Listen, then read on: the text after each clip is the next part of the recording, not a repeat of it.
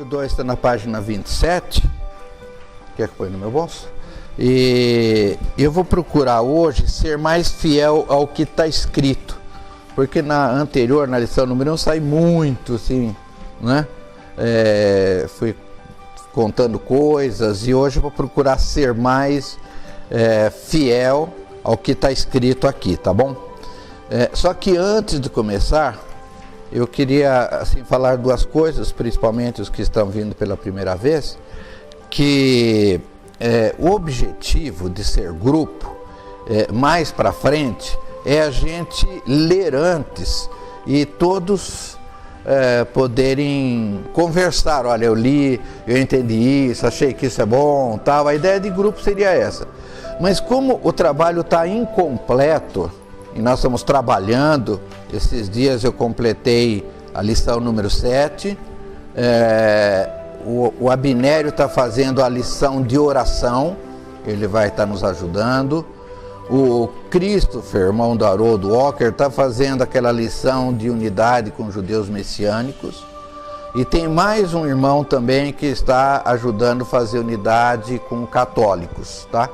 Então, a gente está trabalhando. E como nós não temos ainda todas as lições prontas, então vai ficar de forma assim mesmo, de aula ainda, né? Dessa maneira. Inclusive, o irmão estava sugerindo, por que você não faz como a Universidade da Família faz, dá um condensado assim, em sexta-noite ou sábado o dia todo, né? Seria até uma boa fazer isso, mas só que não está pronto o material, precisa completar todo esse material. Então esse é o primeiro ponto. O segundo ponto, antes de começar, eu queria contar, já falei isso para alguns, mas eu queria falar porque ele vai ter muito com a lição, então é um testemunho antes da lição, tá ok? Nós tivemos no final do ano nos Estados Unidos para visitar o Arnaldo. Foi uma viagem que não era para nós ter feito, não era programada, até financeiramente nos abateu um pouco e eu não estava bem fisicamente e a maioria de vocês sabem que eu tive um problema de rompimento de tendão, né?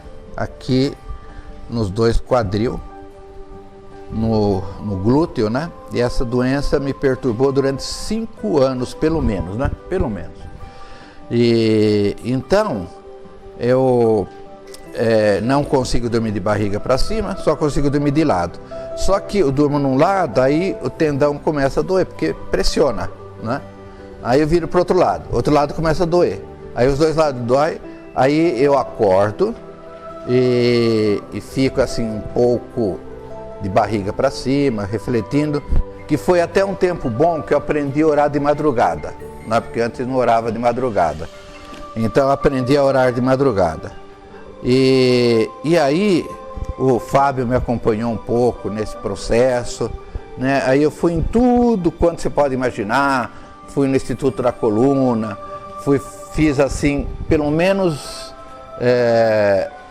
4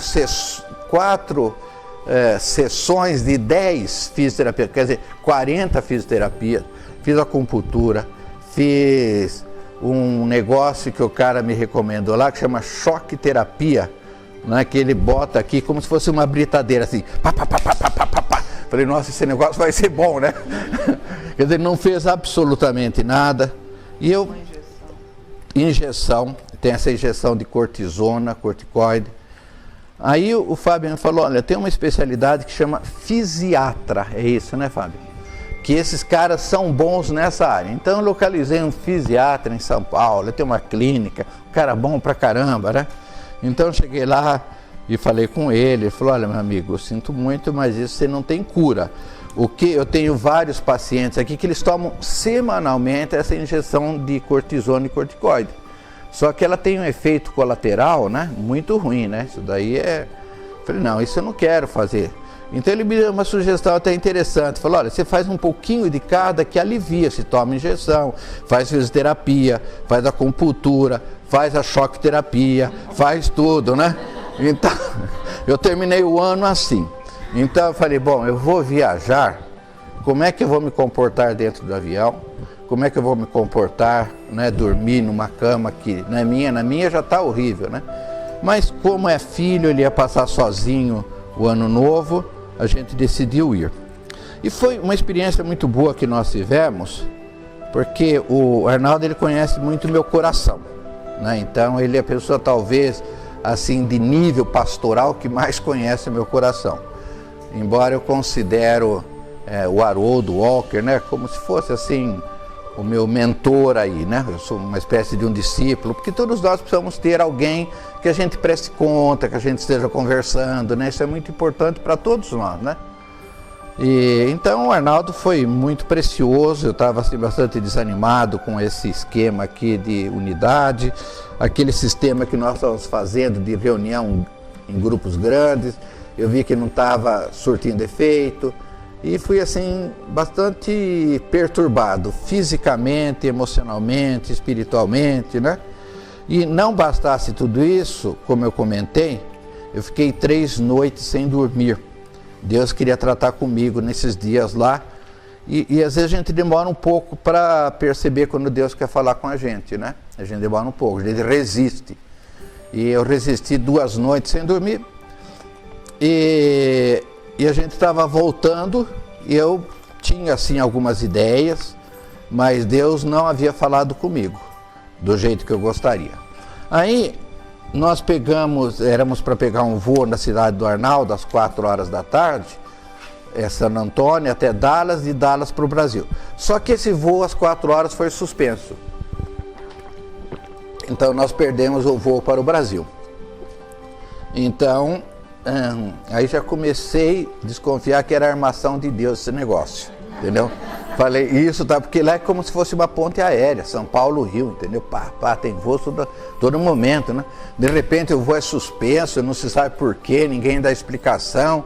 Então eu falei, já está acontecendo. Aí recebi no meu celular, a companhia aérea já mandou direto, olha, vocês não vão poder viajar hoje, mas vocês vão dormir aí em San Antônio, nós vamos pagar hotel, e no outro dia vocês vão pegar um voo às 5h30 da manhã, e vai para Miami, de Miami vocês vão pegar um voo.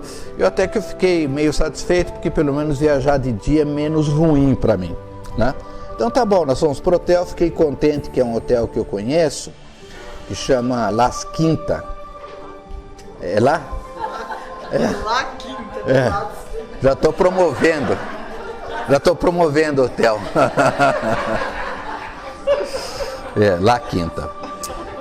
Então, que nem sei o que significa isso, né? Mas não deve ser quinto dos infernos, porque ele é bonzinho, ele é macio, tá? Eu falei, nossa Deus, que bom, senhor. Pelo menos o senhor me arranjou um hotel para ficar, que eu tenho um colchão macio, eles têm, é gostoso. Falei, quem sabe vai ser melhor essa noite, né? Só que nós chegamos, foi tudo bem, um hotel legal, e eu não consegui dormir a noite inteirinha. Novamente fiquei acordado, aí falei, bom, quer saber, é a última noite, se o senhor quer falar comigo, então eu vou ouvir, né? E fiquei lá em oração, ouvindo, e aí meia-noite e meia, né, e todo aquele negócio. Até que uma hora eu senti assim na minha mente que ele estava me dando esse sumário. Todos os capítulos que estão aqui, eu senti assim na minha mente. De repente veio assim, vupt, né?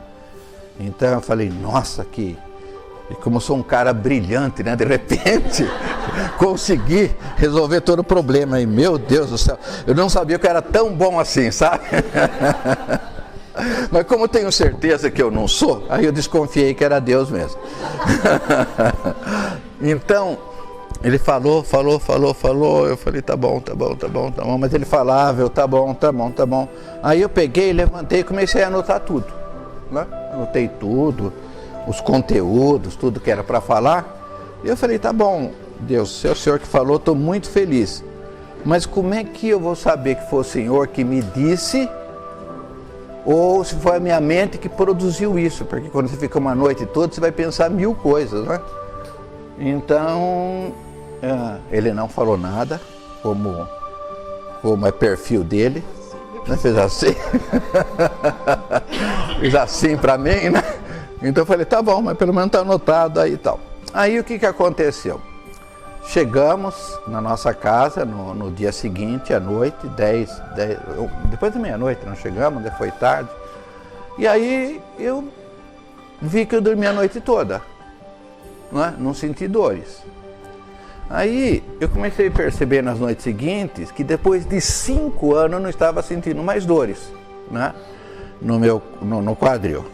Então eu falei, mas eu vou ficar quieto porque isso daí talvez pode ser. Pode ser alguma coisa que aconteceu, não sei, né? Então eu falei, vou ficar quieto, né? Aí no dia 31 de janeiro, nós tivemos uma reunião de pastores e pela primeira vez eu contei isso para eles. Eles se alegraram, ficaram felizes, né? Mas assim mesmo eu estava meio desconfiado ainda, tal. Bom, resumindo, eu fui curado para a glória de Deus. Agora, quem me curou foi o propósito da unidade, tá? Deus queria esperar a cura nesse momento. Ele queria falar comigo, olha, eu tô nesse negócio e eu vou mostrar para você que eu tô nesse negócio.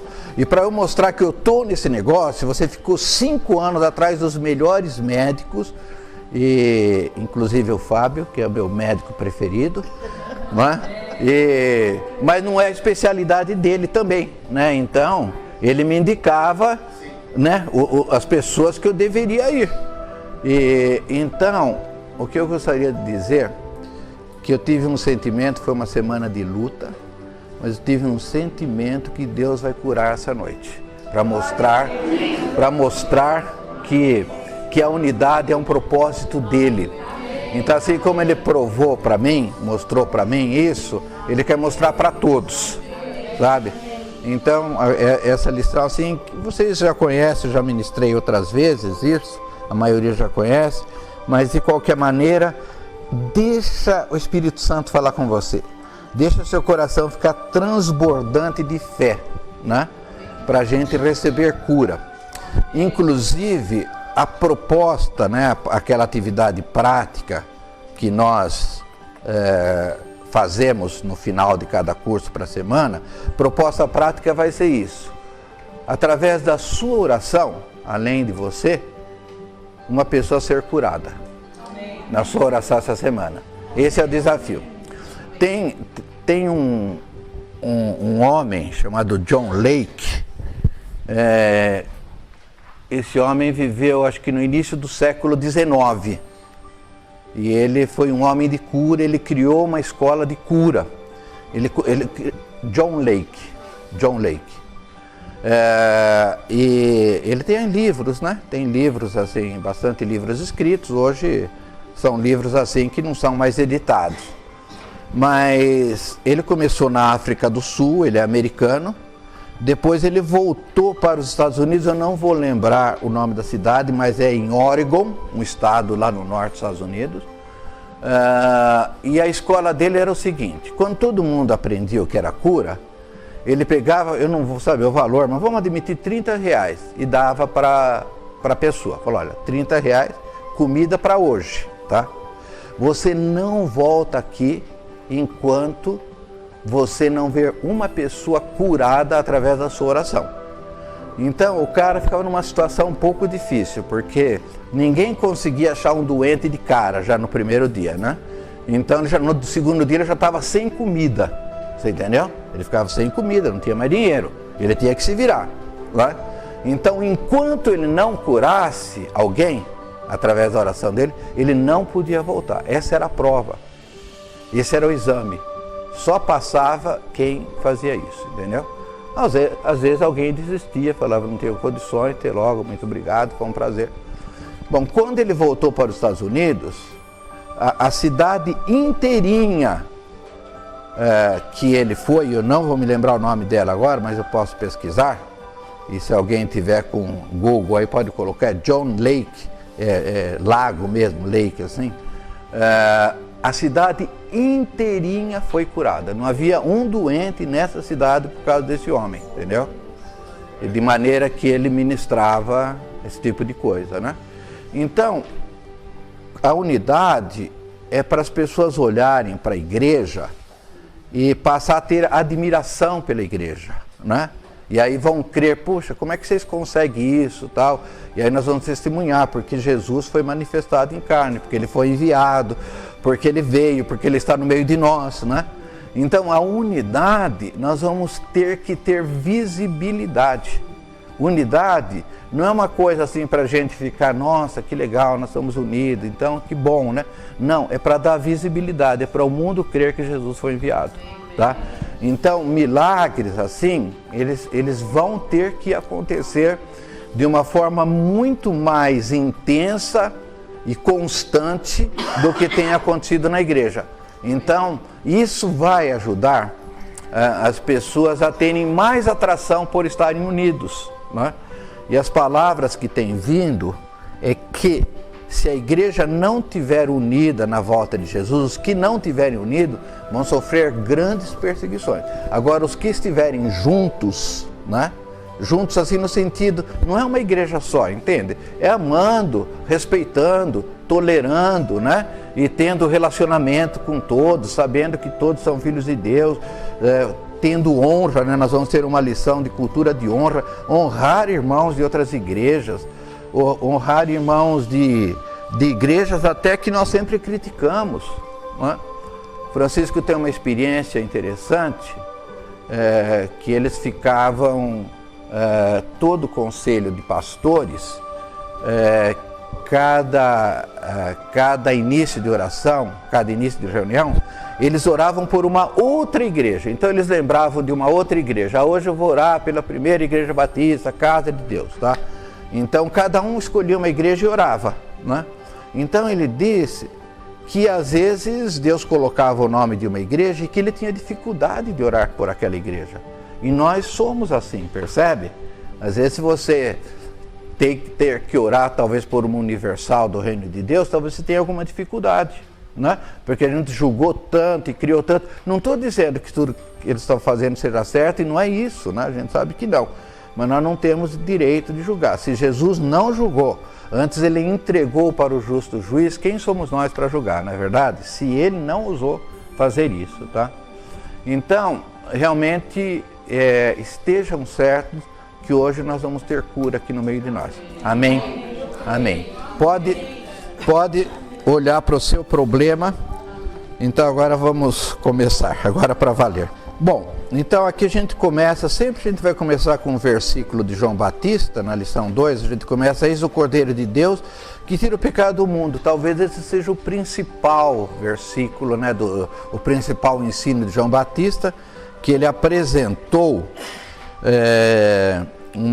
Jesus como Cordeiro de Deus que tira os pecados do mundo, que isso era fácil para os judeus entenderem, porque eles sacrificavam cordeiros, né, e com o sangue os pecados eram perdoados, né? Então era uma prática deles. Então João Batista trouxe essa palavra, que é a palavra muito forte, muito forte. Eu não queria ficar dando exemplos no meio, queria seguir, mas me veio um exemplo. Nós estávamos uma vez viajando, nós fomos participar de um congresso na França, pela minha universidade, e nós fomos conhecer Notre Dame, né? E é uma bagunça, como todas as igrejas da Europa. Você entra, hoje elas quase não têm assim uma atividade espiritual, né? Gente visitando, gente falando, né?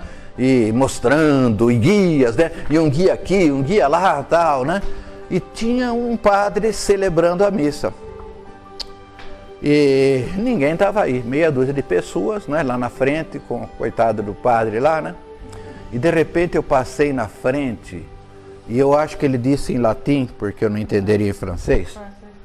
Foi em francês mesmo. Ele levantou a hóstia e ele disse, eis o Cordeiro de Deus que tira os pecados do mundo. Nossa, aquilo penetrou dentro de mim que eu quase caí. Que força tem isso, irmãos? Que força tem isso? Você falar essa palavra, sabe? Não importa quem seja, quem for. Eis o Cordeiro de Deus que tira os pecados do mundo, né? Ele veio como cordeiro para ser sacrificado, tá? Então, João Batista, ele veio anunciar, né, que o Cordeiro de Deus estava se manifestando né? Ele era aquele que foi preparado por Deus para ser um precursor, para anunciar que Jesus estava se manifestando, né? Esse foi o grande propósito dele. E ele teve muita dificuldade, porque ninguém estava muito interessado na proposta dele, porque havia necessidade de preparar, de aplanar o caminho para a vinda de Jesus, para a manifestação do Messias, que eles tanto criam, né? Eles criam na manifestação do Messias. Então, ele falava muito em arrependimento, ele falava em perdão, ele falava palavras fortes. Então, quando ele começou a anunciar isso, ele tinha que falar verdades, e a gente sabe o fim de João Batista qual foi, né? Agora, o nosso papel também é de aplanar o caminho para a volta de Cristo. A unidade da igreja é preparar terreno para a segunda vinda de Cristo, né? Ele precisa vir, como nós falamos, para uma noiva só, né? Ele não tem um harém, né? Para nós hoje Jesus tem um harém, não é? Ele tem, tudo é noiva dele, então ele tem um harém, ele tem um monte de mulher aí, mas na verdade a Bíblia diz que ele tem uma só, tá? Então a gente tem que entender isso, que para ele voltar nós vamos ter que ser uma noiva só, tá? Como o Espírito Santo vai fazer isso a gente não sabe bem ainda, mas nós temos que estar com o coração aberto para que isso aconteça. Então esse é o nosso papel, né? E nós vamos ter que ter um papel assim de estar anunciando o Cordeiro de Deus que tira os pecados do mundo, porque Jesus é o centro da unidade e todas as coisas convergem para Cristo. Não há chance, né, de nós estarmos divididos, sabendo que Cristo é Senhor da Igreja Católica, da igreja dos irmãos aí, que eles não puderam vir hoje, da Assembleia, né? E outros irmãos de outras denominações, né? Então nós temos um patrimônio comum que é Cristo, né? É isso que basta, é isso que nós precisamos. As outras coisas são coisas secundárias. Elas são importantes, elas podem ser importantes, né? O Júlio, então, como padre, né? O ex-padre, alguma coisa assim, nem sei até hoje como te chamar, Júlio. Mas vocês...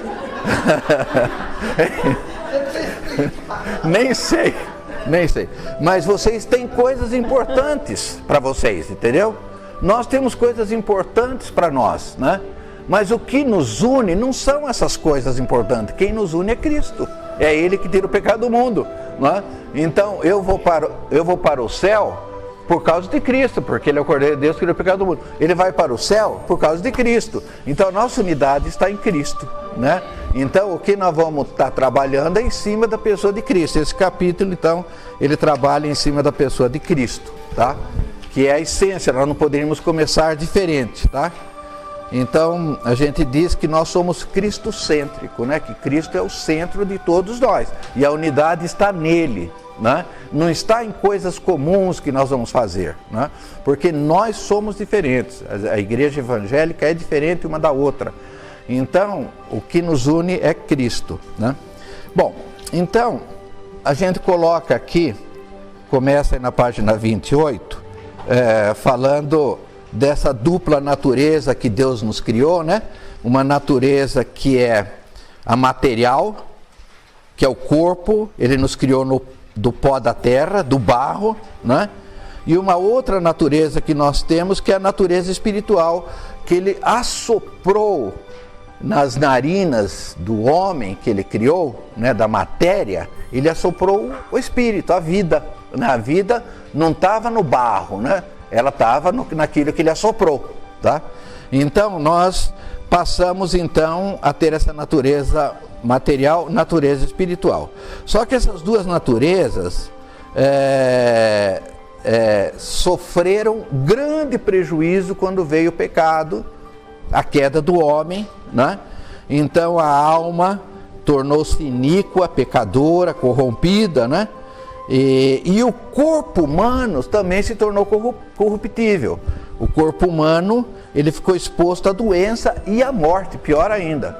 Porque até então não existia morte, não existia pecado, o homem tinha comunhão com Deus ao cair da tarde, tinha comunhão com Deus, então não tinha nada desses problemas.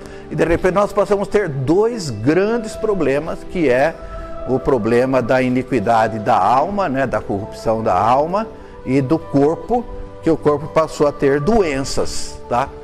Então é interessante, veja, tanto o pecado quanto a enfermidade são dois problemas de origem espiritual.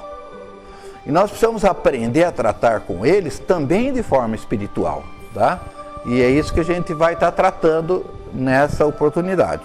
Agora, existe uma consequência desses dois problemas. E a consequência é que, então, seria a terceira situação, né? É que o pecado trouxe divisão da família, trouxe inimizade, trouxe inveja, trouxe ódio, trouxe desamor. Veja que interessante, o que Adão disse para Deus? A mulher que tu me deste por esposa, ela me deu da árvore que comi. O que Adão quis dizer? O senhor que é culpado, não é? Porque o senhor me deu essa mulher aqui, está vendo o que ela fez?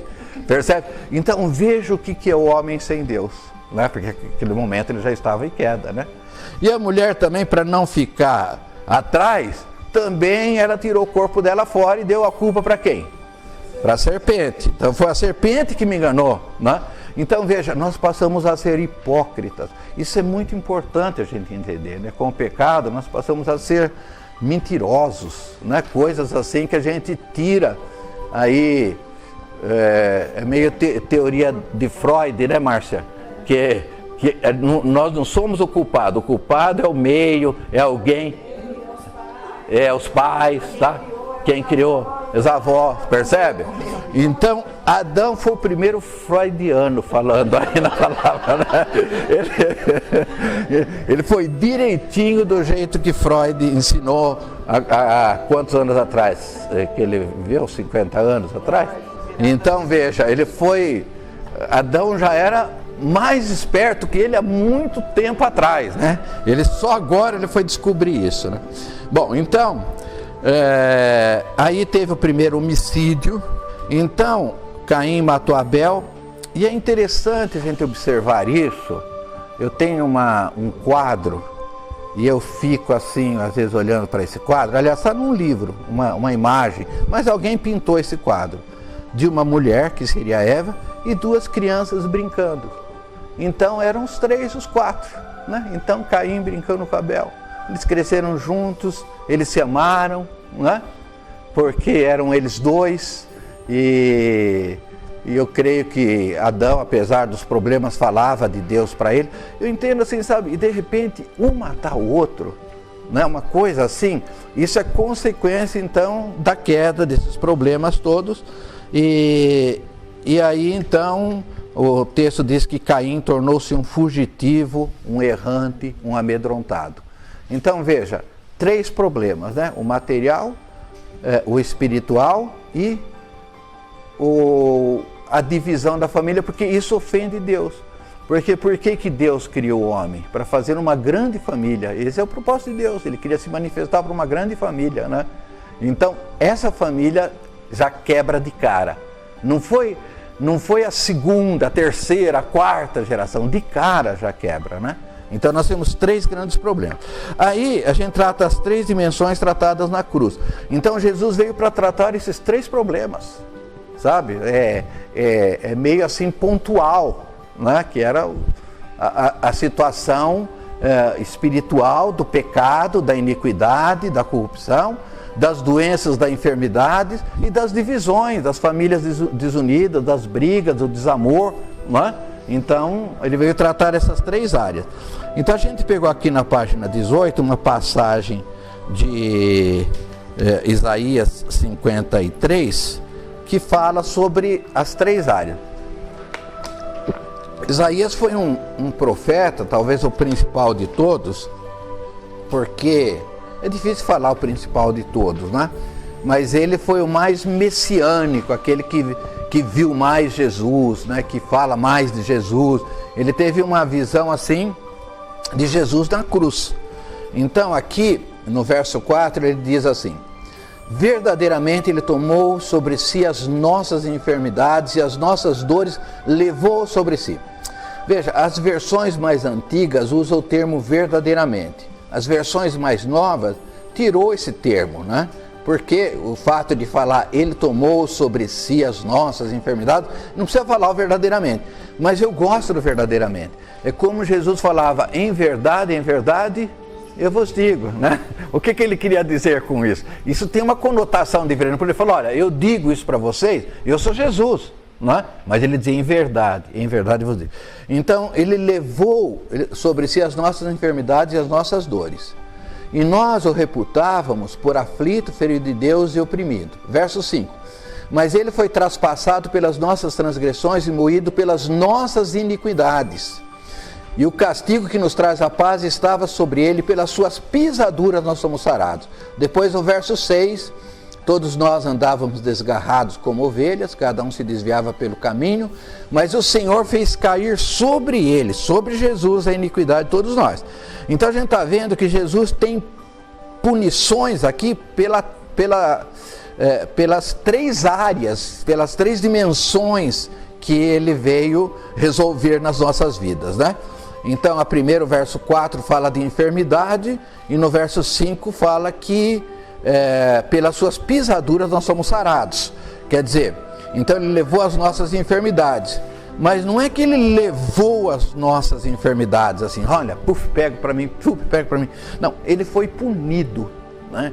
Ele pagou. A gente tem que entender, e o final da lição mostra isso, que tudo que Jesus fez por nós, ele pagou mesmo, doeu para ele, foi sofrimento, foi sacrifício, foi sangue derramado, tudo, não é?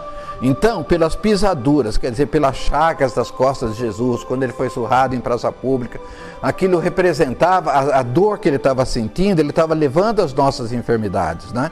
Depois o verso 5 diz que ele foi traspassado pelas nossas transgressões, quer dizer, foi furado, né? Traspassado, foi furado pelas nossas transgressões. Isso significa que Isaías já via Jesus crucificado 700 anos antes de Jesus se manifestar. E isso era um absurdo, as pessoas que iam ler Isaías, porque ninguém sabia que existia morte de crucificação, porque isso era dos romanos, né? Então isso vai acontecer na época de Jesus, quando Roma invade Israel. Aí que eles vão trazer a morte de cruz. Então ele já está dizendo, olha, ele vai ser perfurado pelas nossas transgressões, ele vai ser moído pelas nossas iniquidades, né? E o castigo que nos traz a paz. Então veja o que ele está dizendo, que Jesus tirou a nossa culpa, né? O castigo, ele foi castigado. Mesma coisa que eu precisasse ser preso porque eu cometi um crime, e alguém fala, não, eu vou ser preso no seu lugar, eu quero ser preso, quero pagar tudo que você precisaria pagar. Então se alguém assumisse isso no meu lugar, eu estaria livre, porque alguém está sendo punido no meu lugar, né? Então o que está dizendo aqui é que o castigo que nos traz a paz, né? Esse castigo que era meu, né? Passou a ser de Jesus. Então é um castigo que agora me traz paz. Então isso é uma frase assim muito forte, né? E o verso 6 ele diz que todos nós andávamos desgarrados como ovelhas. Veja, não é isso que Deus quer. Ele não criou o homem, a mulher, as famílias para cada um se desviar pelo seu caminho, cada um ter seu próprio pensamento, cada um ter suas iniciativas, né? Mas ele quer que nós vivamos em comunidade, em família, né? Que nós sejamos realmente irmãos. Então, para que isso fosse resolvido, Jesus tinha que ser punido. A nossa iniquidade caiu sobre Jesus também por causa disso. Então a gente tem que entender que a nossa separação, as nossas divisões, isso não é só divisão de igreja, divisão na nossa casa, divisão no trabalho. Aonde nós tivermos divisão, nós temos que entender que o preço já foi pago. E quando existe divisão, significa que nós, seja na nossa casa, seja onde for, é como se nós estivéssemos afrontando a cruz de Cristo, como nós estivéssemos vulgarizando o sangue de Cristo que foi derramado por nós. Ah, o senhor fez isso por mim? Puxa, que legal, muito obrigado, viu? Mas não me interessa isso, eu vou proceder do meu jeito. Então, por isso que ele está dizendo aqui, cada um se desviava pelo seu caminho, né? Eu vou fazer do meu jeito, da minha forma. Então, isso é um desrespeito, é uma vulgarização que nós estamos fazendo para a cruz de Cristo, né? Então, o próprio Jesus disse, se uma casa estiver dividida contra si mesma, tal casa não prosperará. Quer dizer, o que Jesus está dizendo é que toda divisão nunca vai prosperar, porque esse não é o propósito de Deus, tá? Seja pequena, seja grande, seja de igreja, seja o que for, ela não vai prosperar, né? Ele já afirma isso. Então, indo para a página 29, o primeiro benefício, a gente fala então que ele foi moído, né? Que ele foi... A expressão moído, você pode na sua Bíblia ter outras expressões. Alguns dizem que ele foi consumido, que ele foi despedaçado pelo sofrimento. Aqui é uma linguagem metafórica, né? Simbólica, né? O sofrimento dele é como se tivesse assim moendo, como aquelas máquinas antigas, né, que minha mãe usava, botava aquelas carnes de segunda, cheia de sebo, cheia de nervo, aquilo, assim, para a gente virar aquilo. Às vezes ela pedia para a gente ficar virando aquela maquininha para fazer carne moída, né? Então, a ideia que está de Jesus é alguma coisa assim, percebe? O sofrimento dele foi isso, né, para a gente poder entender a expressão que ele usa. E um exemplo que eu dou aqui, não é um exemplo assim, tecnicamente perfeito, vamos dizer, mas quantos pecados nós cometemos, né? Porque às vezes a gente tem ideia de que os pecados que Jesus levou na cruz, principalmente depois da gente estar convertido, a gente fala, acho que, né, não foram tantos assim, né? Até que eu era razoável, né? Até que eu era comparando com fulano, com cicrano, né? Tá? Então, irmãos, não existe pecado pior que esse, tá? Tira isso da sua cabeça. Paulo diz, eu sou o pior dos pecadores. Então, se a gente é melhor que Paulo, tudo bem. Se você se sente melhor que Paulo, então, tá? Mas se considere o pior dos pecadores, tá? Isso faz bem para a gente, porque nós vamos entender a obra de Jesus na cruz, né? Então, existe uma passagem aqui, e a pergunta que a gente faz, assim, como professor didático, né? Você acha que você teve mais pecado ou menos pecado que Davi? Davi era o homem segundo o coração de Deus. Ele estava com as mãos sujas de sangue. Mas o que ele matou foi tudo dirigido por Deus, né? Senão ele não conseguia vencer todas aquelas batalhas. Ele acabou com os inimigos de Israel. Tanto é verdade que Salomão teve um governo de paz, o filho dele, né? Agora, Davi diz aqui, ó, no Salmo 40, verso 12, não tem conta os males que me cercam. Olha o que ele diz, não tem conta os males que me cercam. Quer dizer, isso é o homem segundo o coração de Deus, tá? O homem segundo o coração de Deus. Quer dizer, ele é especial. Davi é um homem especial, tá? Tanto é verdade que a Bíblia diz que Jesus vai ocupar o trono de Davi, tá? E tem passagens que diz que Jesus é filho de Davi, não assim em termos de DNA próprio, embora DNA também, né? Porque Jesus era judeu, mas né? Então é o DNA, ele tá, não tem jeito, né, de fugir isso. Então, as minhas iniquidades me alcançaram tantas, quer dizer, são tantas iniquidades que me impedem a vista, quer dizer, eu não consigo levantar os olhos para o alto de tanta iniquidade que eu tenho. Eu não consigo olhar para ti, ó Deus. Ele está dizendo isso. São mais numerosos que os cabelos da minha cabeça e o coração me desfalece.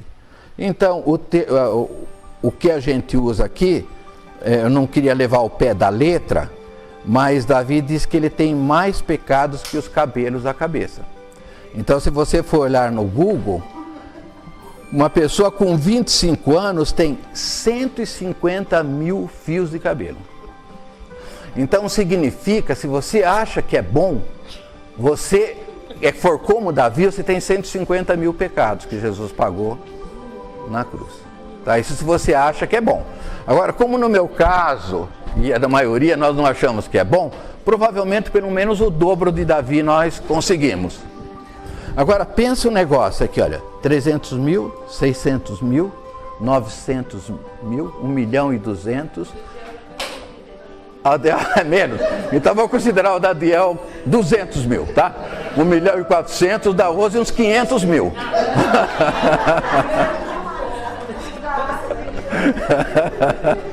Brincadeira, viu, Rose? Quantos pecados a gente ri, mas é bom para a gente gravar isso. Quantos pecados nós temos aqui?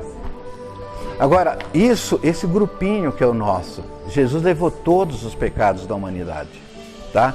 Então a gente tem que entender que a obra de Jesus é uma obra, assim, impossível da nossa mente poder entender. O que significa ele ter pago os nossos pecados, e nós vamos ver no final o preço que ele pagou por isso, tá? Então, nunca se ache bom, nunca se ache, ai Deus, sabe, olha, essas coisas acontecem comigo, tem aquele desgraçado do meu cunhado que faz, né? Porque normalmente é cunhado e sogra que sofre nessa hora, né? Então, nossa, aquele cara lá, então o que acontece? Nunca pense isso. Se você pensar que alguém é pior que você já tem um pecado a mais. Então você já, provavelmente, se você tivesse empatado com ele, você já desempatou ao seu favor em número de pecados, percebe? Então nunca pense bem de si próprio. A Bíblia diz isso, né? Para a gente não pensar, porque grande é a obra de Jesus para nós na cruz, tá? Então aqui é sempre bom a gente levar isso em conta, né? Que como filho perfeito de Deus, ele assumiu, e nós temos que comemorar com alegria, nós temos que estar felizes, né? Porque ele levou os nossos pecados do passado, do presente e do futuro, né? Do futuro. Hoje nós pecamos. Se você for analisar a sua vida hoje, você vai ver pecadinho na tua vida hoje, tá? E amanhã você vai ter vários. Não tem jeito, irmãos, é a carne. A carne, ela é... Eu estava pensando no velório lá da Dona Regina, que vai morrer essa semana, né? Que a carne, a Bíblia diz que a morte é nossa última inimiga, né? Jesus venceu a morte, mas nós ainda não. Nós vamos vencer com ele, né? A carne é a última coisa que vai ser salva. Quando nós somos salvos espírito e alma. A nossa carne vai para o pó. A Bíblia diz, tu és pó e em pó te tornarás. A nossa alma vai ser salva no último dia, quando nós somos ressurrectos. Percebe? Então, ela não é salva, a nossa carne. Nossa carne é pecadora, por isso a gente fica doente, por isso a gente, né, vai envelhecendo. Então nós temos problemas com a nossa carne, não tem jeito, tá? Mas a palavra de Deus diz que no último dia nós vamos ser ressuscitados, né? E bem-aventurados aqueles que participarem da primeira ressurreição. Então aí é a união de espírito, alma e carne mais salva, e tudo salvo, né? Aí é nossa vitória completa, né? Porque Jesus, depois da ressurreição, ele apareceu em corpo. Apareceu, né, um corpo glorificado, que é o corpo que nós vamos ter. Mas esse corpo não é agora. Esse corpo vai para a terra, vai para cremação, vai não sei para onde, entendeu? Ah, mas como é que Jesus vai fazer para depois ressuscitar, né? A gente estava, uma manhã, eu acordei ouvindo assim o sorriso da Márcia, né, da minha esposa, e eu falei, Deus, quando a gente estiver lá em cima, né, com o Senhor, aonde estiver, não importa se é lá, aonde estiver com o Senhor, eu vou continuar ouvindo esse sorriso da Márcia. Tem certas coisas que Deus responde na hora. Ele falou, vai. Porque tem um negócio que chama DNA, que nós não entendíamos, e nós começamos a entender isso recentemente, não é verdade? Que as grandes descobertas do DNA. Então, Jesus vai pegar a gente de uma cinzinha, está o nosso DNA lá, né? O Spielberg não conseguiu pegar um DNA de um dinossauro e fazer lá. Mas, veja, aquilo é fantasia. Mas se ele conseguir um DNA, ele faz um dinossauro outra vez. Percebe? Porque está lá toda, no DNA está toda... Está escrito tudo que nós somos, percebe? A carga genética. Bom, então agora vamos para o segundo benefício, né, que é restauração, cura física. Então veja, as causas das doenças, crises, misérias, sofrimentos, elas têm origem na queda do homem, né? Então, todos os problemas que existem, Deus não pôde ter criado o homem com problema, né? Ou vocês acham que Adão tinha algum problema? Adão era um pouco depressivo, Adão... Né? Não dá para imaginar, né? Não, o primeiro homem que Deus criou, tendo um problema né? Deprimido, coitado, né? Ele não sabe o que vai acontecer. Não, ele tinha todos os dias contato com Deus, né? E assim, físico mesmo, né? Deus se manifestava para ele.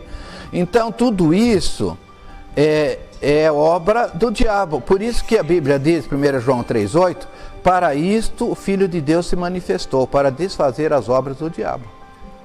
Então Jesus veio para desfazer as obras do diabo. A gente não deve, ele não veio ainda para desfazer o diabo, embora já está debaixo dos pés dele. Ele já tomou as chaves, ele já tem controle, mas ainda ele não desfez o diabo. Mas as obras do diabo ele desfez.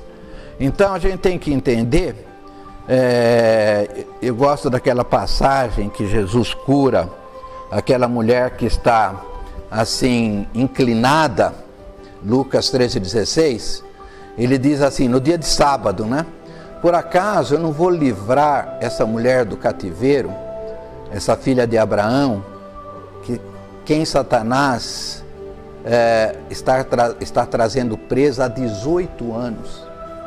Então ele está dizendo, olha, essa mulher anda inclinadinha assim, ela andava assim inclinadinha, porque há 18 anos, porque ela estava como escrava de Satanás. Então Jesus veio para destruir a obra do diabo. Então aquela obra do diabo que estava na mulher, ele destruiu. Ele mandou que a mulher levantasse e ela voltou. E você fica imaginando o que é uma pessoa, 18 anos, está inclinado assim, num ângulo de quase, quanto? 45 graus, sei lá como é que ela estava, inclinadinha. 90 não dá. Então, ela estava inclinadinha, de repente ela volta ao normal. Então veja, isso é estar debaixo, Jesus está debaixo da obra do diabo. Então ele veio para destruir as obras do diabo. E nós temos que entender isso, que ele veio para destruir todos esses problemas que estão afetando, que traz tristezas para as nossas vidas. Veja, Deus quer nos abençoar. Não significa que nós não vamos passar por angústia, por problemas. A Bíblia diz que no mundo tereis aflições, né? Mas Deus quer nos libertar. O prazer dele, o prazer de pai, né? O prazer de pai é ver seu filho liberto. E Jesus já fez essa obra. Basta a gente se apropriar disso, né? Por que eu estou debaixo dessa punição? Se Jesus já foi punido, já pagou, né? Então isso é uma questão de fé. Mas a fé, ela vem por ouvir. Então nós estamos ouvindo a palavra. Ela tem que entrar na gente, né? Porque sem fé é impossível agradar a Deus. Então nós estamos assim crendo que Ele vai nos dar fé para a gente entender isso, né? Que Ele veio para destruir as obras do diabo. Agora, o que a gente pode entender, mas isso é Isaías, lá no ano 700 a.C., né? Mas o Evangelho diz isso, né? Eu peguei aqui na página 31, o versículo de Mateus 8, 16, 17, está em negrito aí, né? Isso, veja, isso é Novo Testamento. Chegada a tarde, trouxeram-lhe muitos endemoniados, e ele meramente, com a palavra, expeliu os espíritos. Curou todos os que estavam doentes. Será que é o mesmo propósito de Jesus hoje? Né? Nós não convivemos com ele fisicamente. Por que ele curou? Para que se cumprisse o que fora dito por intermédio do profeta Isaías. Ele mesmo tomou as nossas enfermidades e carregou com as nossas doenças. Então o que Mateus está dizendo? Que Jesus curou não porque ele era poderoso, não porque ele era bom, mas porque ele levou sobre ele as nossas enfermidades. Ele pagou essa dívida. Percebe? Ele pode curar porque ele é bom, Ele pode curar porque Ele é poderoso. Ele pode curar porque é Deus. Mas o que Ele está ensinando aqui, que Ele curou por quê? Porque Ele levou sobre Ele. Porque Ele pagou. Então é a mesma coisa que nós pagássemos uma dívida uma segunda vez. Eu sempre conto uma historinha quando morreu meu pai, porque isso marcou muito a minha vida, né? Uma semana depois bateu um homem lá na nossa porta e falou, olha, falou para minha mãe é uma mulher muito simples, né? Falou, olha, o senhor Armando, que era meu pai, deixou uma dívida para mim e ele morreu sem pagar a dívida para mim. Só que a minha mãe tinha certeza que ele tinha pago a dívida, porque eles eram marido e mulher, eles conversavam, né? Só que ela não tinha nenhum documento. Então, eu acho que nós tivemos, porque mais eu já era, meu pai morreu, eu tinha 23 anos, né, Márcia? Gente, mais ou menos isso, 23 para 24. Então, eu sei que eu paguei pelo menos 3 dívidas de pessoas que vieram cobrar do meu pai. Eu já tinha condições de fazer isso, minha mãe não tinha, né? Mas é justo isso? Não é? Não, mas eu não tinha documento.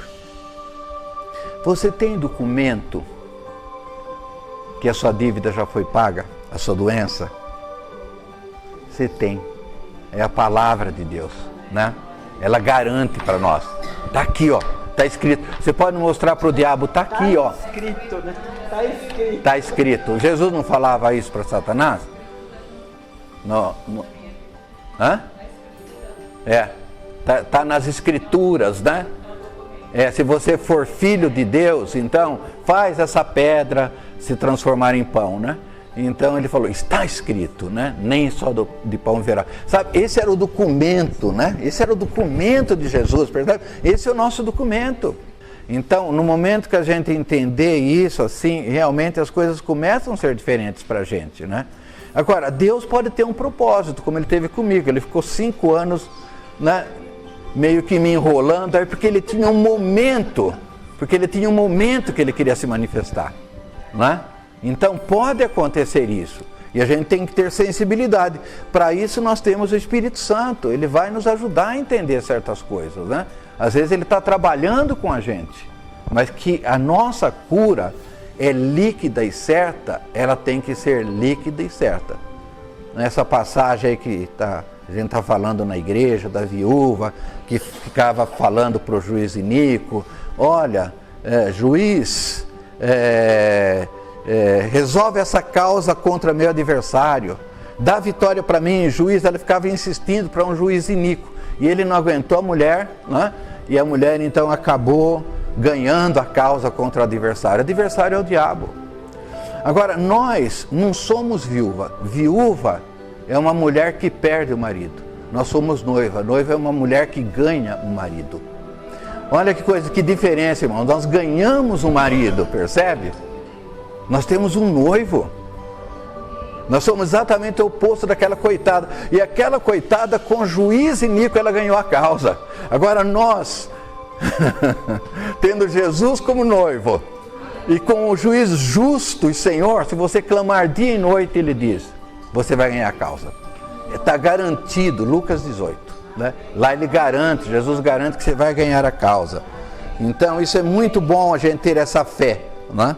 Agora o terceiro benefício, que é o que nós queremos assim ver se nós assumimos. Eu costumo dizer, irmãos, que nós cremos, o primeiro benefício que Jesus levou os nossos pecados, eu entendo que todos nós cremos 100% nisso, tá? Eu creio nisso, todos nós cremos nisso. Agora, que Jesus levou as nossas enfermidades, eu creio que nós cremos uns 30% disso. Agora, que Jesus morreu para nos unir, eu creio que nós cremos 1%, sabe? Para não ficar assim muito, não é? Então nós não estamos abraçando a plenitude da obra da cruz. Então veja, o terceiro benefício, todos nós andávamos desgarrados como ovelhas, né? Cada um se desviava pelo caminho, mas o Senhor fez cair sobre Ele a iniquidade de todos nós. Então nós éramos ovelhas dispersas, né? Veja, eu coloco aqui um versículo de Apocalipse 5, 9 e 10, e entoava um novo cântico, dizendo: digno és de tomar o livro, abrir os selos, porque foste morto e com o teu sangue compraste para Deus os que procedem de toda tribo, língua, povo, nação, para o nosso Deus, e constituísse reino e sacerdotes e reinarão sobre a terra. Veja, o que a palavra está dizendo aqui? Ele comprou, né, talvez hoje pudesse sim comprar uma nação de língua inglesa, né? Não seria mais fácil? Hoje quase todo mundo fala inglês, então Jesus compra de língua inglesa todo mundo e está resolvido, né? Vai ser fácil, eles vão se entender. Mas aqui não, é tribo, é língua, é povo, é nação, gente que fala árabe, gente que fala japonês, gente que fala inglês, português, tudo que você possa imaginar, essa confusão toda ele comprou para unir e para reinarmos como sacerdotes com ele sobre a terra. Olha que salada de fruta. Então ele pega toda essa confusão aí e faz disso um. Não é? Por que ele pode fazer isso? Não é? Que diz por causa do seu sangue. Não é? Ele comprou pelo seu sangue. Agora veja como é claro esse versículo que eu coloco aqui embaixo, e aí explica melhor o anterior, João 11, 49 e 52. Esse daqui, pelo menos o 52, é um versículo que todo mundo que trabalha em favor da unidade precisa saber de cor, né? Então Caifás, porém, um dentre eles, sumo sacerdote naquele ano, advertiu-os dizendo: vós nada sabeis e nem considerais que vos convém que morra um só homem pelo povo e que não venha perecer toda a nação. Aí João diz o seguinte: ora, ele não disse isso de si mesmo, mas sendo sumo sacerdote naquele ano, profetizou que Jesus estava para morrer pela nação. Aí João, veja, João, vamos admitir que João é aquele que mais ouviu Jesus, mais entendeu Jesus. Para mim é o melhor evangelho que eu me adapto mais, todos são bons, né? Mas João ouviu uma coisa de Jesus, que ele vai narrar aqui que os outros evangelistas não narram. Olha o que ele diz: não só pela nação, mas também para reunir em um só corpo os filhos de Deus que andam dispersos. Então Jesus morreu por quê também? Para reunir em um só corpo. Ele é cabeça, nós somos corpo. Os filhos de Deus que andam dispersos. Tá? Então veja, irmãos, aqui está claro que Jesus morreu para que nós sejamos uma família, para que nós sejamos unidos. Quando isso não acontece, seja, repito, na nossa casa, no nosso trabalho, na nossa igreja, nas igrejas, nós estamos cometendo pecado contra a cruz de Cristo. Agora, veja esse texto como Paulo fala em Efésios 2, 13 e 16. Na página 32, Paulo fala, como Paulo descreve, ele diz: mas agora, em Cristo Jesus, vós que antes estáveis longe, ele está falando de nós, né? Nós somos aproximados pelo sangue de Cristo. Quer dizer, tudo era para Israel, né? Agora, nós estávamos longe, os gentios. Nós somos aproximados pelo sangue de Cristo de Israel, como povo de Deus. Porque Ele é a nossa paz. Quem que é a nossa paz? Jesus. Veja, Paulo descreve, Jesus é paz, irmãos. Jesus é paz. Não é briga. Não pode existir briga, porque Ele é paz. Do qual ambos fez um. Ambos do quê? Os gregos, os gentios e os judeus. Tendo derribado a parede de separação que estava no meio, ou seja, a inimizade. Quer dizer, Jesus derrubou um muro que separava os judeus dos gentios e aboliu na sua carne os mandamentos na forma de ordenanças, para que dos dois criasse em si mesmo um novo homem, quer dizer, um novo povo, um povo unido, fazendo a paz e reconciliar-se ambos em um só corpo com Deus, por intermédio da cruz, destruindo por ele a inimizade. Veja, se Jesus destruiu a inimizade e nós levantamos inimizade, estamos afrontando a Cristo. Veja como a nossa dificuldade hoje como igreja. Nós estamos fazendo aquilo que Deus menos gostaria que nós fizéssemos, que é afrontar o filho dele, o noivo. Nós estamos afrontando o noivo, não é? Então, ele destruiu, a inimizade acabou. Jesus pegou essa inimizade que nós tínhamos e colocou na carne dele. Levou no corpo dele a inimizade. Ele pagou. Não é que ele fez isso simbolicamente, ele pagou essa inimizade. Então ela não pode existir mais. Eu tenho aqui uma teoria, tá? Isso eu não posso confirmar que é dessa maneira. Mas existia no templo de Jerusalém, existia um muro, né? Isso é verdade, tá? E no muro estava escrito: se alguns gentios ultrapassar esse muro, vai ser morto. Então eles não podiam entrar na área que era dos judeus, que era, né, o lugar santo e depois o santo dos santos. Então, quando Jesus morreu na cruz, o que aconteceu? No templo, o véu foi rasgado de alto a baixo, que era o lugar do santo dos santos, que o sacerdote poderia entrar uma vez por ano, não é isso, Júlio? Então, nesse momento, o véu foi rasgado, quer dizer que todos nós agora temos acesso ao santo dos santos. Nós temos acesso a Deus agora, né? Não precisa mais de sacerdote intermediário, né? Assim como eles tinham o sacerdote, o sumo sacerdote na época, tá? Então, o véu foi rasgado e nós passamos a ter comunhão na vertical com Deus. Agora nós temos comunhão com Deus. Você não fala com Deus? Eu não falei lá aquela noite com Deus? Você não conversa com Deus? Por que você pode conversar com Deus? Porque o véu do templo foi rasgado. Por que o véu do templo foi rasgado? Porque o sangue de Jesus quebrou tudo aquilo que separava de Deus e nos reconciliou com Deus. Agora veja, Jesus reconciliou na vertical. E na horizontal ele reconciliou? O que Paulo está dizendo é que ele reconciliou. Então eu creio, essa é uma fé minha, tá? Que esse muro literalmente caiu. Acabou o muro. Sabe, como o muro de Berlim. Não tinha mais o que separava. Então, nesse momento, Jesus nos deu a reconciliação horizontal. Por isso nós somos ministros da reconciliação. Veja, ele nos reconciliou na vertical com ele, com o Pai. E nos reconciliou, ele me reconciliou com todos vocês. Ele me reconciliou com todos os irmãos em Cristo. O muro caiu. Por que nós vamos levantar muro outra vez? Por que nós vamos pegar lá a colher de pedreiro, pegar o servente de pedreiro, comprar cimento, né, pegar o alinhamento, o prumo e ficar construindo os muros? Ele não existe mais. Jesus desfez esse muro. Então, quando nós fazemos muros, nós estamos pecando.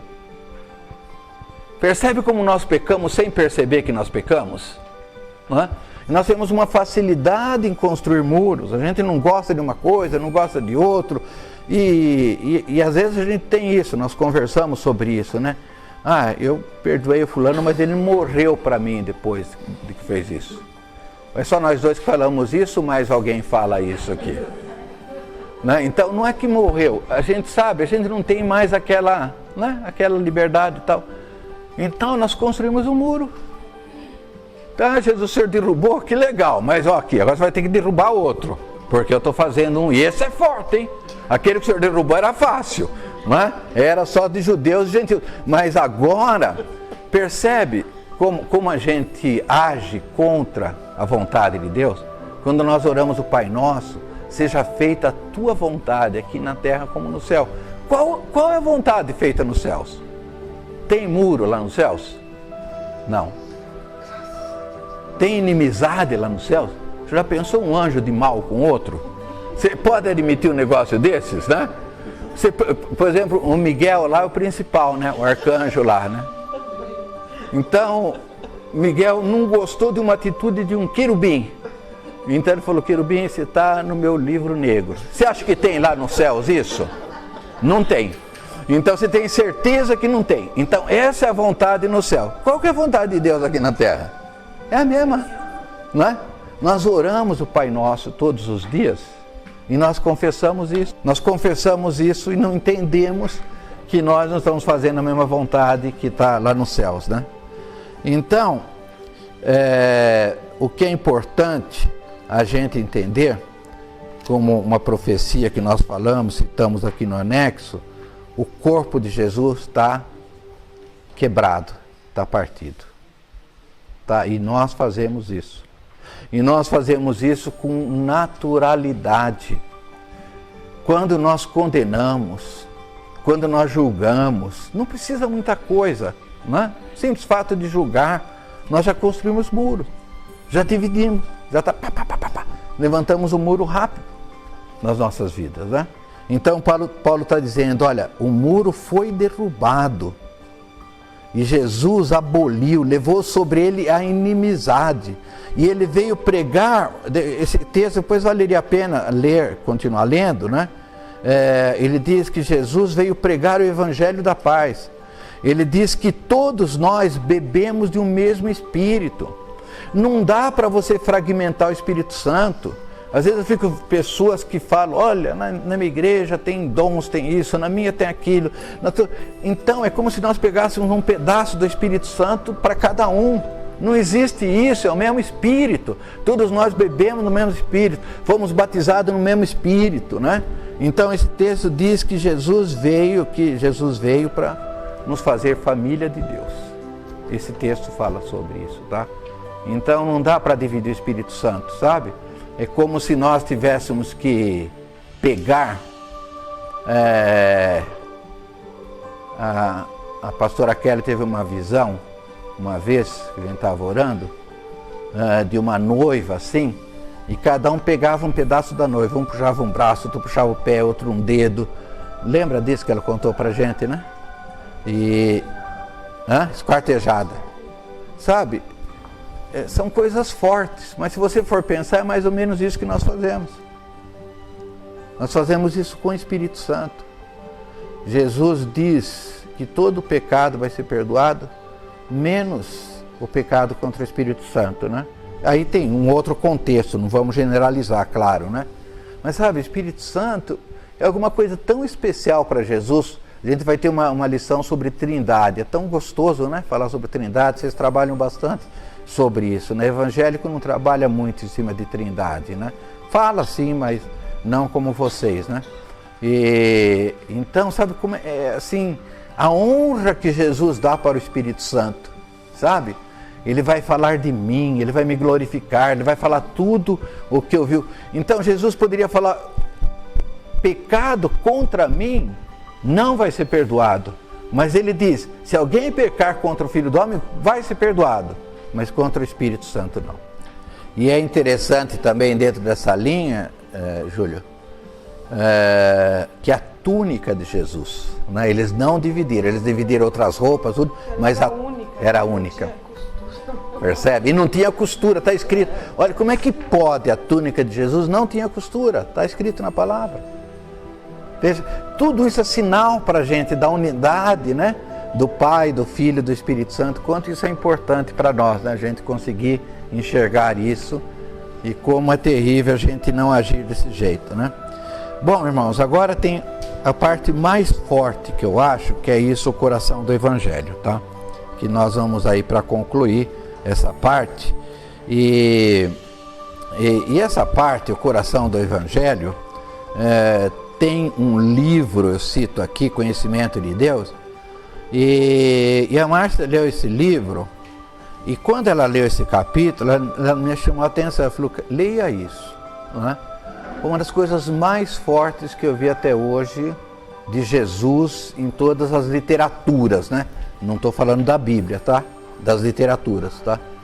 Então, esse cara, Deus deu uma inspiração para ele, para mostrar o que é o coração do Evangelho, né? Então, ele diz assim, que todos nós sentamos à mesa, né? Uns chamam de ceia, outros chamam de Eucaristia, outros chamam de ceia do Senhor, né? Como nós quisermos chamar, tá? Para ter memória da morte de Cristo. Não é esse o nosso objetivo? Nós vamos lembrar a morte de Cristo, tá? Mas como é que nós lembramos essa morte de Cristo? Como é que nós lembramos, tá? Veja, existem muitas pessoas que morreram também. a morte de Estevão, que foi o primeiro mártir, né? Ele morreu apedrejado, né? Tiradentes foi um herói nosso, morreu, né? Morreu injustamente, morreu para o bem da nossa pátria, né? Pelo menos a história que a gente aprendeu no curso aí, primário aí, né? Pelo menos aí, os professores de história dizem que não é bem assim, mas de qualquer maneira foi isso que nós aprendemos aí. Então, muita gente morreu, veja, e no dia 21 de abril, é isso? Nós fazemos feriado por causa de Tiradentes, nós temos memória dele, tá? Agora, quando a gente tem memória de Jesus, que tipo de memória nós temos? Esse é o ponto. Será que nós igualamos Jesus, né, com outras pessoas? Que a gente está vendo essa vereadora aí que foi assassinada, né? Muito triste tudo isso. Mas estava comentando com a Márcia que o Jornal Nacional ficou pelo menos 40 minutos falando dessa mulher. Quem viu o Jornal Nacional ontem, tá? 40 minutos, só isso, tá ok? Então é em memória, e eu acho muito justo, tá? Não estou tirando o mérito, né? Uma coisa muito triste, tá? Mas para vocês terem uma ideia, que é a maior audiência da televisão brasileira, o minuto mais caro da televisão brasileira, né, se dedicou 40 minutos, em memória de, né, em memória de, tá? Então, como é que nós temos essa memória? Será que nós consideramos que Jesus passou num trágico acidente, sem nenhuma diferença das mortes de outros homens bons que morreram injustamente? Será que nós nivelamos Jesus?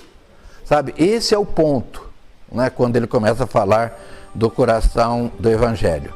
Aí ele diz que foi a morte mais terrível, mais pavorosa, mais angustiante. Foi a mais temida provação que alguém passou do universo.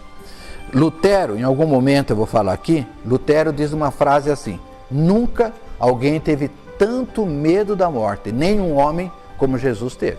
Estevão morreu feliz. Ele foi apedrejado, né?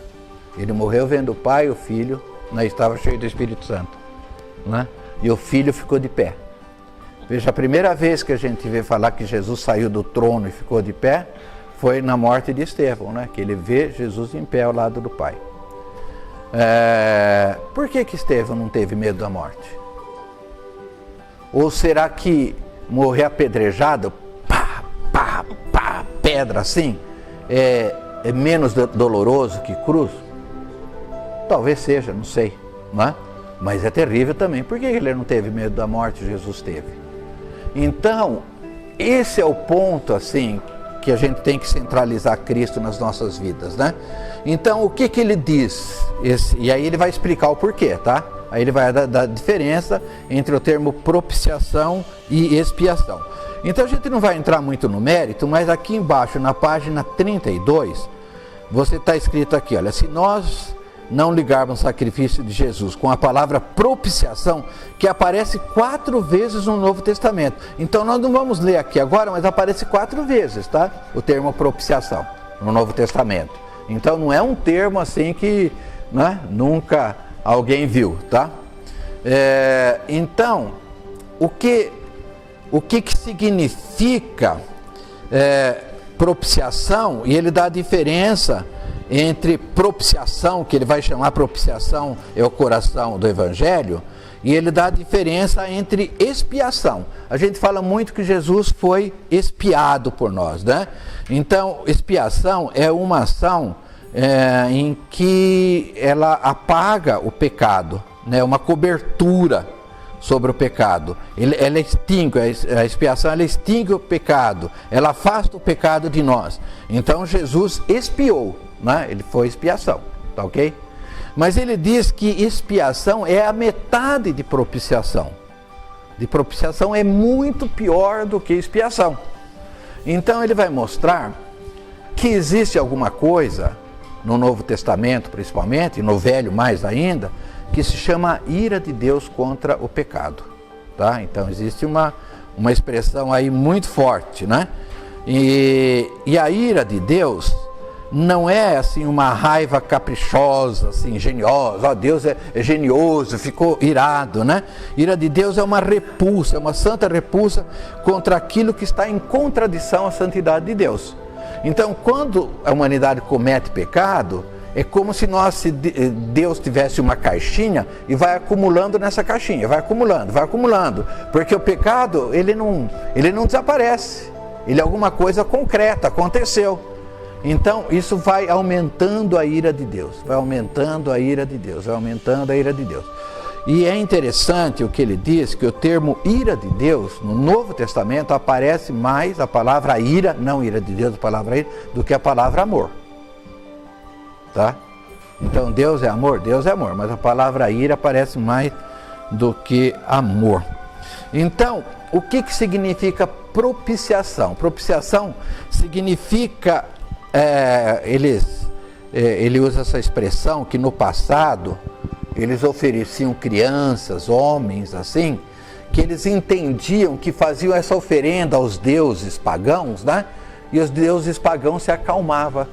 Né? Então, sacrifica essa criancinha aqui, e o deus pagão, então, se acalmava, fica, tá bom, você fez isso, né? Então, o sentido de propiciação é mais ou menos isso mesmo, é acalmar a ira de Deus, é aplacar a ira de Deus. Veja, essa ira de Deus, ela existe contra todos que pecam. Como nós temos de 150 a 300 mil pecados, pelo menos, tá? Então significa que a ira de Deus contra nós não é coisinha pequena, entendeu? Não é coisinha pequena. Então o que ele mostra, né? E a Bíblia vai mostrar isso, que Deus aplacou a ira dele em cima da pessoa de Jesus. Quer dizer, é como se ele tivesse uma descarga elétrica, assim, caiu em cima de Jesus. Toda a ira caiu em cima de Jesus. Por isso que Jesus vai dizer, Deus meu, por que me desamparaste? E uma expressão assim que eu gosto muito, se você ver todas as vezes que Jesus ora para Deus, ele chama de que maneira? De Pai. Por que ele não chamou de Pai nesse momento? Porque um pai não descarrega a sua ira no filho. É uma coisa assim, muito forte, né? Por isso que eu falei, nós vamos agora entrar assim numa área muito forte, tá? Então, o que acontece? Jesus, ele tem um medo enorme.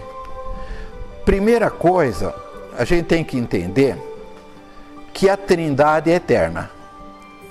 Quando Jesus veio na Terra, uma parte da Trindade veio na Terra. Então essa já é uma primeira, não é separação, porque ele tinha o Espírito Santo estava nele, né, em Jesus, tá? Mas corporalmente, ele é homem e ele é Deus. Como homem, a Trindade separou, tá? Então já é um fato assim, para a gente tentar entender quanto Deus nos ama e o que custou esse sacrifício de Jesus para nós, tá? Então, a primeira coisa, nunca na eternidade tinha acontecido isso, tá? Você vai reparar, todos os lugares, né? E como é que ele diz? Façamos o homem à imagem, nossa semelhança. Façamos quem? Quem que está fazendo? O Pai, o Filho e o Espírito Santo. Ele não diz, eu estou fazendo, né? Façamos. Então você vai, desde o capítulo 1 de Gênesis, você vai observar a Trindade sempre junta. E aí eu gosto muito aí desses judeus messiânicos, que eles têm uma facilidade em identificar Jesus lá no Velho Testamento. Essa é a especialidade deles, né? Então eles são muito bons nisso. Então, o que aconteceu? Jesus tinha medo da morte porque ele já estava separado como homem da Trindade. Mas por uma questão de segundo, a Trindade ia ficar abalada. Porque quando Deus descarregou a ira, e essa ira veio sobre Jesus, então nesse momento houve não uma ruptura, nós vamos ver que não houve ruptura, mais para frente vai ter um versículo que vai conciliar tudo isso, mas abalou.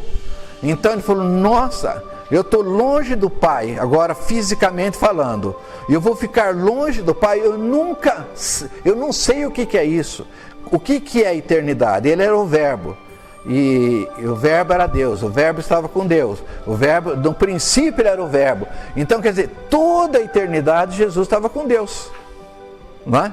O que é a eternidade? Ninguém sabe dizer o que é isso. É sempre, sempre, não é?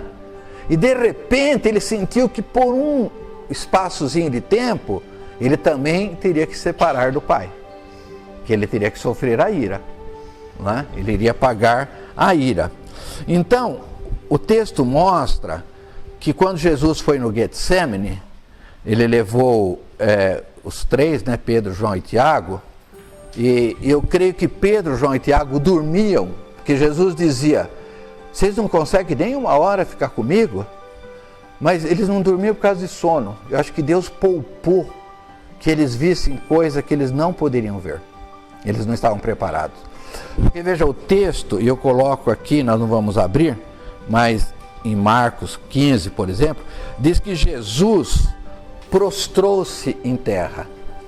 Quer dizer, Jesus ele não se ajoelhou quando ele foi no Getsemane. Ele poderia se ajoelhar. Oh Deus, tem misericórdia de mim, passa de mim esse cálice, não é? Ele poderia ter ficado em pé. Mas o termo diz, ele se prostrou. Prostrar significa lançar em terra, se jogar. Ele se jogou. Em alguma oração que você fez isso, você já fez situações assim? Acho que cada um de nós, né, teve um momento assim, de tanta crise que nós nos jogamos no chão, não é? Foi isso que Jesus fez. Ele se prostrou, diz o texto, né? E Jesus, Lucas diz que ele suava como gotas de sangue caindo sobre a terra. Então, o suor dele se transformava em gotas de sangue. Os capilares, as glândulas dele se transformava em gotas de sangue. E Jesus por 3 vezes orou ao Pai. Pai, se possível, passa de mim esse cálice. Quer dizer, eu tenho que beber esse cálice de sofrimento, Pai. Eu tenho que beber esse cálice. Esse cálice não é um cálice dos nossos pecados apenas. Não é o cálice das nossas enfermidades, das nossas inimizades. Mas esse cálice que eu vou beber é ira. Beber um cálice de ira. Você imagina o que é beber ira? Não é? Então, Jesus dizia, seja feita a tua vontade e não a minha. Né? Seja feita a tua vontade e não a minha. Mas nesse momento em que Jesus orava desse jeito, ele queria que Deus arranjasse outra saída. Não dá para o senhor arranjar outro jeito? Não tem jeito de fazer sem eu passar por isso? Então Jesus teve pânico, ele ficou apavorado. O texto diz, né, que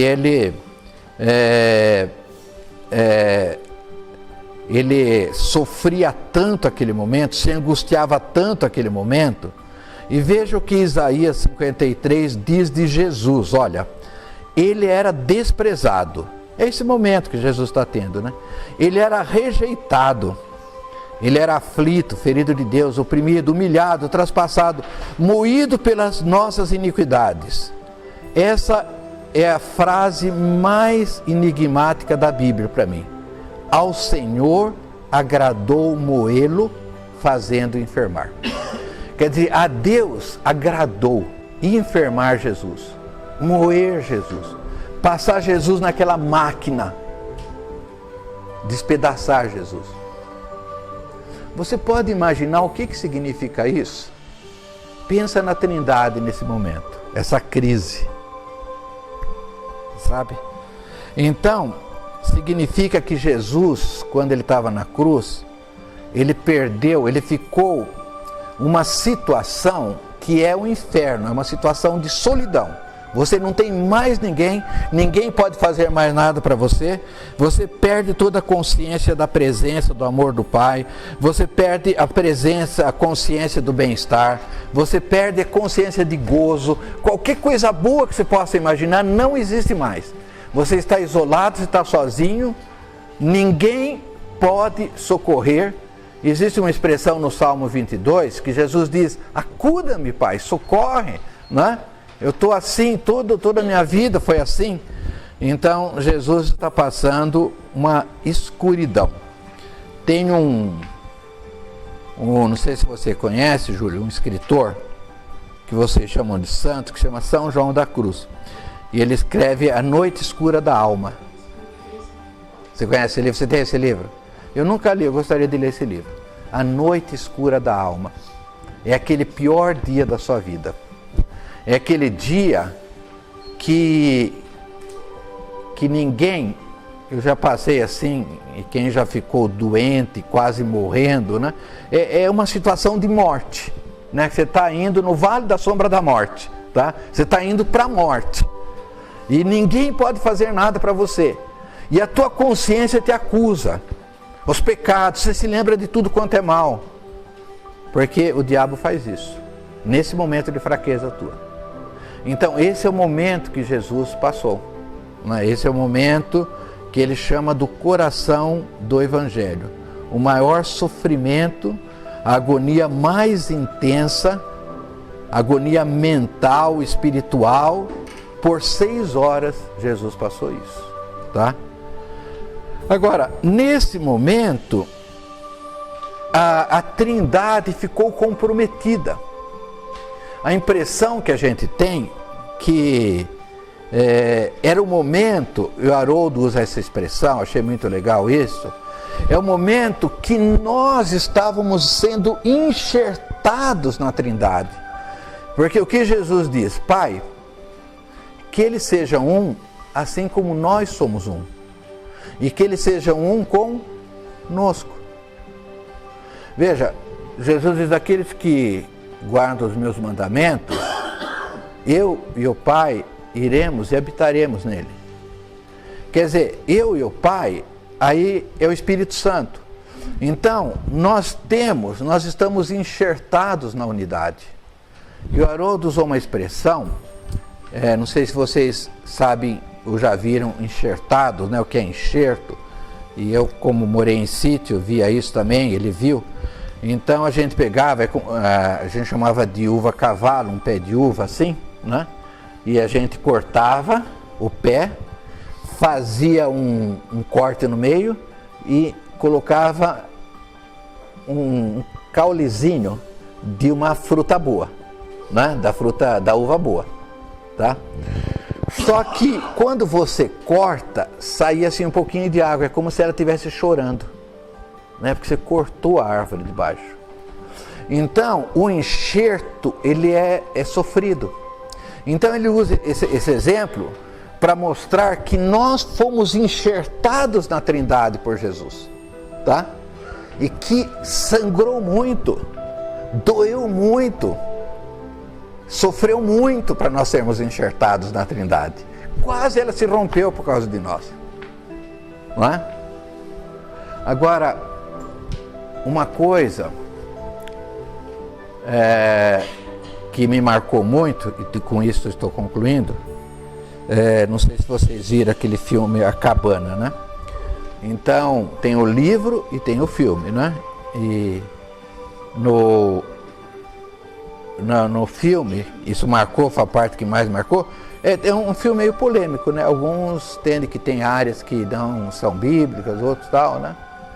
Mas quando o pai que perdeu a menininha tem contato com Deus, e Deus aparece primeiramente como uma senhora negra para ele, depois vai mudando, né? Porque Deus pode aparecer da forma que ele quiser para cada um, né? Ele diz para Deus, foi muito fácil o Senhor entregar seu filho na cruz, ele pagar por todos nós, e o Senhor lançar sua ira sobre ele. Foi fácil fazer isso, né? Ele falou para Deus. Vocês se lembram o que Deus fala para ele? Deus mostra as 2 mãos dele perfuradas. Então, ele disse, eu estive com ele naquela cruz. E isso é bíblico. E eu peguei aqui um versículo que mostra, aí na página 34, Jesus suportou na sua carne toda a inimizade e derrubou o muro que separava seus filhos. Que amor é esse? É difícil entender. Mas olha aqui, mas Deus estava em Cristo, reconciliando consigo o mundo, não lhes imputando seus pecados, e pôs em nós uma palavra de reconciliação. Veja, eu procurei levar para vocês, assim na minha exposição, uma ideia de um Deus assim, né? Irado, bravo, né? Mas o texto diz que Deus estava com Cristo na cruz. Nunca nós vamos entender isso. Nunca nós vamos entender isso. Mas Deus, Pai, estava com ele na cruz. Percebe? Como é que eu posso entender a ira dele caindo sobre ele mesmo? Irmãos, se nós entendermos isso, não dá mais para a gente abrir mão de Cristo. Não dá mais para a gente voltar atrás. Não dá mais para a gente não falar desse amor. Percebe? É uma coisa assim muito forte para nós. Sabe? Então, quando nós vamos tomar a ceia, nós vamos ter em memória essa memória. Não uma memória, ele morreu, coitado. Não é? Mas ele levou, ele foi propício para nós. Deus é propício, propiciação. Significa que nós agora podemos nos beneficiar dessa propiciação. Então é algo assim para a gente estar assim abraçando essas verdades, tá? Agora, essa verdade, nela está embutida. Ele morreu pelas nossas inimizades. Por que que eu não posso, a partir de agora, aniquilar tudo quanto é inimizade na minha vida? Porque Jesus já pagou, Jesus já levou, tá? E se nós fizermos isso, se nós derrubarmos muros que nós mesmos construímos e que as pessoas constroem para a gente, veja, dentro da igreja que nós estamos, e todas as igrejas são assim, não é? Nenhuma denominação consegue ficar na sua sem um dia achar um defeitozinho numa outra, não é verdade? Sempre vai achar, construindo muros. Então nós precisamos destruir esses muros para validar isso, para a gente reconhecer Cristo, Senhor, eu reconheço que o Senhor fez isso por mim, que preço alto o Senhor pagou por mim. Eu não ouso, nunca mais na minha vida, criar uma inimizade, nunca mais na minha vida passar por uma situação de desprezo ou qualquer coisa diante do teu sacrifício enorme, não é? Então é isso que nos fortalece, a gente ser unidos, a gente amar. Nós vamos falar sobre amor, perdão, não é? Mas é a cruz, é o sangue de Jesus, é esse preço alto, né? Que nós não sabemos. Tem uma música que nós cantamos, como que é? Nunca saberei o preço dos Nunca meus pecados. Nunca saberei os preços dos meus pecados lá na cruz. Nós não entendemos isso. Então, quando a gente começa a entender essas verdades, que Jesus morreu para isso, e eu aceito, eu recebo isso na minha vida, então eu estou pegando esses 3 benefícios da cruz e fazendo dele realidade na minha vida. Amém? Tem uma oraçãozinha que a gente ora junto na página 15, vamos fazer uma oraçãozinha de ação de graças, né? Vamos orar juntos a oração? Pai nosso que estás nos céus, em Jesus Cristo, o Senhor, solucionou todos os nossos problemas na cruz. Nossa alma corrompida, nossa iniquidade, as nossas doenças do corpo, as nossas inimizades, as nossas divisões, os nossos ódios. Fomos redimidos, curados, salvos, justificados e santificados na obra completa e plena de nosso Senhor Jesus Cristo. Nele fomos salvos e nele o Senhor criou a tua família na terra, derramando sobre nós o teu amor através do Espírito Santo. Em Jesus Cristo o Senhor nos perdoou e nos ensinou a perdoar para a nossa salvação total. Por tudo isso te somos gratos. Amém. Amém, Jesus.